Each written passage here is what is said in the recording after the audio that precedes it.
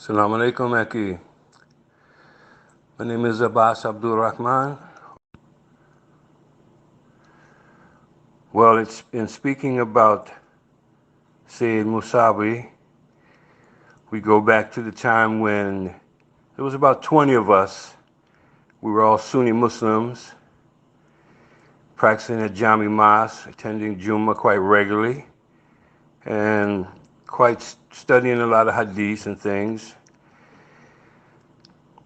And it was one Ramadan we were breaking fast, and one of our brothers, Shahid Ahmed, delayed his breaking of the fast. And we were quite curious about why he would do that. He was quite a studious brother, so we didn't really question him very much at the time, but it stuck in our head. And then there was an occasion when there was a Tabligh Jamaat that came into Toronto from South Africa, and one of our brothers was from South Africa. So I joined him. We went on a Tabligh Jamaat with these brothers to Detroit and New York City. And during our time there, one of the brothers said something about, well, according to which madhab you follow. And I was confused by that. I thought we were all practicing one Islam. So in my naivety, I asked a question, and the brother became a little perturbed and said, well, when you go back to your mosque in Toronto, you check with your imam and he'll explain it to you. So this left a little gap in my thinking.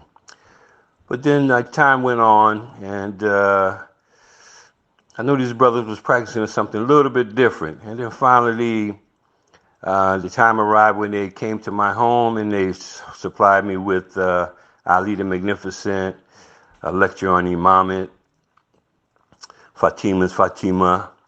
And they just told me, like, study this for about a couple of weeks and we'll come back and check with you. Well, things changed from then on. And when we were we were very naive, so we thought that we could take this information to the Jami Mosque and that the brothers like us would be overjoyed at this new information and these new insights, especially about the Ahlul Bayt and Karbala, these sort of things that were like very momentous sort of occasions that we had just discovered after 20-some years in Islam. But to our surprise, the reaction in the mosque was very hostile.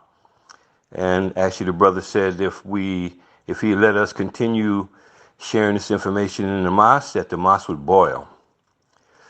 So at that point, we looked to the Bayview Mosque for some solitude and some peace and to be able to continue practicing our Islam. But of course, we were a bit apprehensive because now we knew that it wasn't all that there was something missing. So Sayyid Musri was really our source of new information. He would invite us to his home, and we'd spend hours in his home listening to him speak, reading books, practicing salat, talking about Islam. The amount of nights we spent there are innumerable. I mean, we spent one whole winter, I think, basically just going to this brother's house, staying late at night, being fed, being educated. He was overly generous. I think there was also a time when his daughter donated her piggy bank because the brothers was low on funds. So, even after 30 years, Sayyid Musri has a special place as far as all the brothers that were involved in our community back then. And he played a pivotal part in all of our development in making the transition from Sunni Islam to Shia Islam. I moved to Vancouver, so I haven't really been able to spend much time or going back and forth to see the development of the library and the museum.